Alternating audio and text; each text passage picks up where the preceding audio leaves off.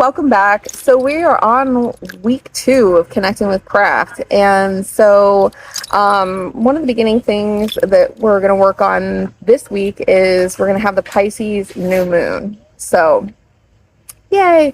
All right, so with new moons, historically and throughout most of the craft, people utilize new moons as new energy to start new projects or start new self-care habits or start new things. It's my favorite time of the month. It is. It's so calming. It's like there is a blank slate for you to do whatever the heck you want with.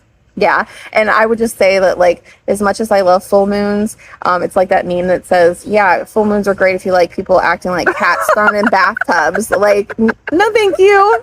I'd rather like the blank slate of a new moon over the culmination and slight chaos of a full moon. So back to the new moon. So we're harnessing that new moon energy, and in Pisces is the dreamer. Pisces is the person who can really like key into a lot of times spirituality.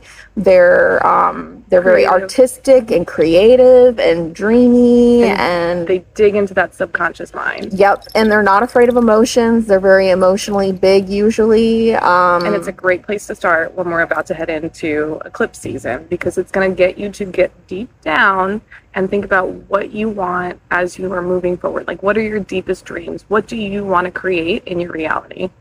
And for this month's or this new moon's activity, we chose an intuitive watercolor activity, which I'm so excited about, by the way. All right, why don't you tell them about it? Go ahead. I love it because I am an artist and I love creating art.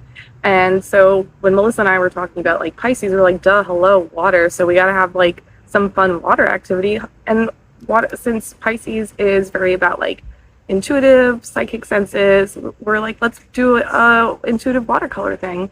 And what I really like about this is that you're going to get all the materials that you need, like watercolors, paints, whatever other like salt, alcohol you want, and you're just going to throw everything on the page and you're going to have fun with it and not worry about actually making something, just like having everything there and pouring yourself into it. And then after you go through this activity and you see what you created, that's when you're going to reflect and say, hey, what symbols might I see in here? And here's where people kind of struggle with that, because when you have to find or make symbols for yourself, it is a struggle, because you're like, what am I even looking for? And that's kind of the great thing about it too, is because you get to create the meaning. So maybe you see like a lion's face or something in there after you made your painting. Well, that could mean anything for you. Maybe it means strength. Maybe it means like ferocity, or maybe it's a symbol for like masculine energy. It's up to you. You decide. So once you've created your thing, look at it, like really think about what symbols you might see it in, and then write it all down and see maybe how it comes up for you later in the month. You're the type of person where you like to have guidance and you like to know what common correspondences are, then you can definitely take a look online. If you need help, you can send your responses to us. Oh my God, yes, send us your paintings. Yeah, or post it. I would love to see them. That'd be so fun. Yeah, it would be a lot of fun. But if you want to see what we see in it, because it's key for you as to come close to your intuition and trust yourself when you see symbolism and understand what it means to you on your journey. So just feel free to send us your creation, and we would love to see it. Yeah, and remember to have fun with it. Yeah, don't stress yourself out. Like, you're gonna have eclipse season coming up. You don't need to make it any harder for yourself. Right now we're just focusing on full moon and new moon, but remember the energy lasts a couple days. So if you are busy on the day of the full moon and you are worried, or new moon and you're worried about it, don't be. You can harness that energy for a couple days before and after. And one thing you could do, once I did it like a week after. Yeah, I mean, whatever, it works. We're busy, we got kids, like, you got families, you are living your life. Don't worry about being perfect. But one thing you could do is, if you want to create new moon water, full moon water, in order to create your painting, that's something you could do too. Like, throw it out the night before. Doesn't have to be anything fancy. We all have mason jars. Just throw it out there, and then utilize it in your painting. So that's another neat little tip. And then, so moving on to the second activity, our March crystal is going to be selenite, and those who are familiar with selenite know exactly why that probably is. Selenite is really good for cleansing, and it's very much energy clearing. Always a quick little witch tip. Even if you've done the work in advance, right, and you're like prepared, you think you're prepared for eclipse season, what you cannot prepare for is everybody else. So just acknowledge that even if you've done the work, every time you hit that point of wait a minute, I need to do some shadow work, wait a minute, I need to figure out what I really want to do here, you're embracing change, you're moving through with like, you know, clarity.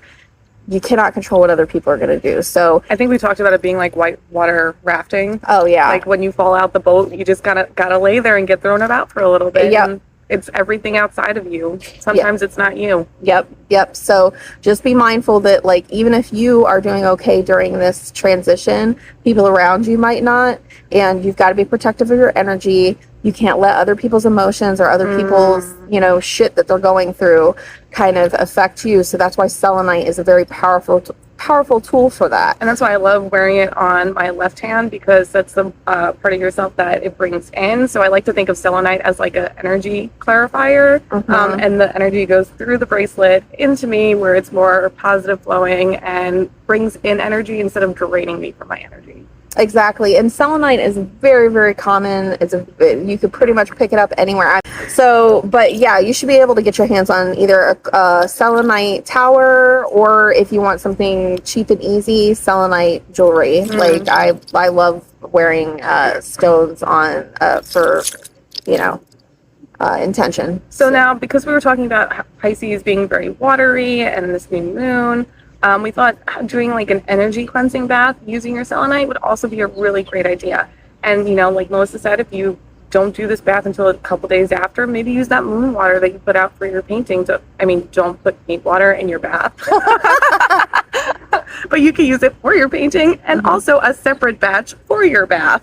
Yeah, for sure. So harness that energy and like help with clear everything out for what's about to come, leaving you to be an open vessel for whatever it is that you need to be receiving.